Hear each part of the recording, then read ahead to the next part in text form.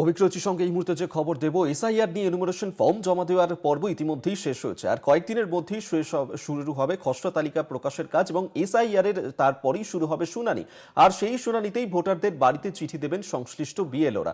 আমরা এই নিয়ে আরো বিস্তারিত জানবো। আমাদের সঙ্গে টেলিফোনে রয়েছেন প্রতিনিধি সত্যসুন্দর ভট্টাচার্য। সত্য, আর কয়েকদিন পরেই খসড়া তালিকা প্রকাশ করা হবে এবং তারপরেই হবে এসআইআর নিয়ে শুনানি। সেক্ষেত্রে যে চিঠি পাঠানো হবে, কবে থেকে সেই চিঠি পাঠানোর প্রক্রিয়া শুরু করা হবে, কি জানতে পারছো?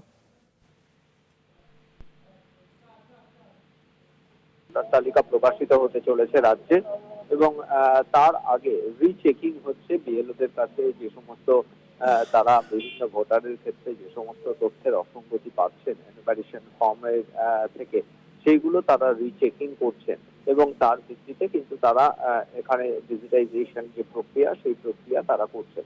সেক্ষেত্রে যেটা জানা যাচ্ছে যে এই 16ই ডিসেম্বর খসড়া ভোটার তালিকা প্রকাশের পর যাদের যে সমস্ত ভোটারকে শুনানিতে ডাকা হবে তাদের বাড়িতে চিঠি পাঠাবে সংশ্লিষ্ট বিএলওরা, সেই চিঠি তাদের কাছে পৌঁছে দেবেন এবং এই খসড়া ভোটার তালিকা প্রকাশিত হওয়ার 3-4 দিন পর থেকেই কিন্তু এই শুনানি প্রক্রিয়া শুরু হবে বলে নির্বাচন কমিশন সূত্রে খবর।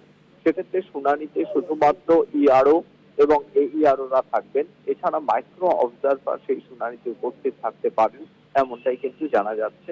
এবং শুনানিতে যে আইন শৃঙ্খলা পরিস্থিতি বা শুনানির নিরাপত্তার দায়িত্ব, সেটাও কিন্তু রাজ্যের পুলিশের হাতেই থাকবে এবং সংশ্লিষ্ট জেলার যিনি জেলা নির্বাচনী আধিকারিক অর্থাৎ জেলা শাসক রয়েছেন, তিনি শুনানি প্রক্রিয়া যে নিরাপত্তার ব্যবস্থা বা আইন শৃঙ্খলার ব্যবস্থা, সেই ব্যবস্থা তিনি সামাল দেবেন এমনটাই কিন্তু কমিশনের তরফে জানানো হয়েছে।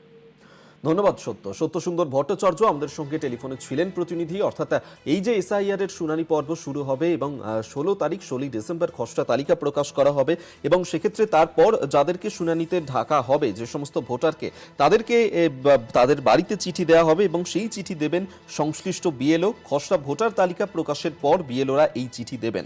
শুনানিতে থাকবেন শুধুমাত্র ইআরও, এইআরও এবং মাইক্রো অবজারভার। প্রতিটি বিধানসভার দায়িত্বে থাকবেন 10 জন করে ইআরও। এই যে 16ই ডিসেম্বর খসড়া তালিকা প্রকাশ হবে তারপরেই শুরু হবে এসআইআর এর জন্য ভোটারদের শুনানি এবং সেই শুনানিতে ডাকার জন্য ভোটারদের বাড়িতে চিঠি দেওয়া হবে এবং সেই চিঠি দেবেন সংশ্লিষ্ট বিএলওরা।